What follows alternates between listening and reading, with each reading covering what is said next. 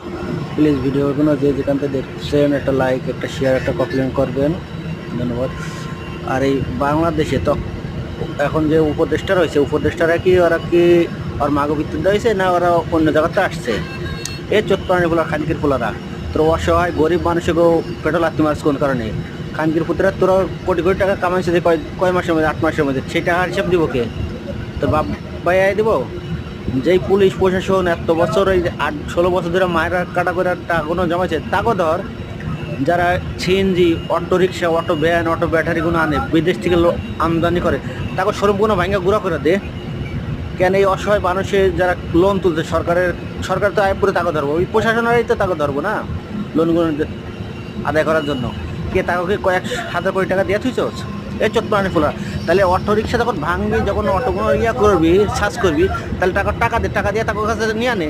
এবার জোরপূর্বক পরে মানুষের, অসহায় মানুষের পরে করস, হামলা করস কি? আরে তোরা তো আসলে বাপ মার জন্মের ঠিক নাই তোকে। যদি জন্মের ঠিক থাকতো তাহলে অসহায় গরিব মানুষের উপর পেটে লাথি মারলি না, তাহলে শিল্পপতির উপরে লাথি মারতিস।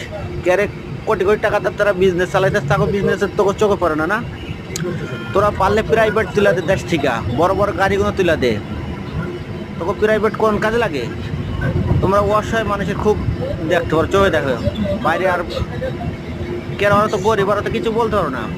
আর আমি কোটিপতি, আমার হ্যাডাম আছে, আমি আমার কর্তা সবাই, আমি টাকা ছড়াইলে সবাই দেখবো। আরে সুযোগ একদিন আইবো, উপরেওয়ালা আছে একজন, তোকে জিন্দুকে ছাড়বো না। তোকে বাপ মা ভাই বোন সব প্রতিবন্ধীও মরবো রাস্তাঘাটও। তোরা যে গরিব অসহায় মানুষের পরে জুলুম করতেছ, এই জুলুমের শিকার অবশ্যই তোকে আল্লাহ এই দুনিয়ার ভিতরেই দিব। কি আরে অসহায় মানুষের পর পেট্রোল আত্মি মানুষ কোন কারণে?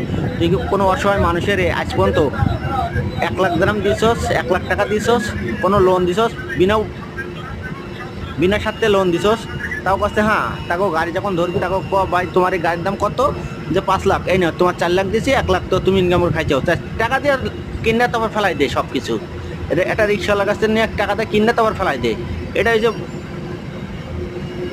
মানুষের বুদ্ধি।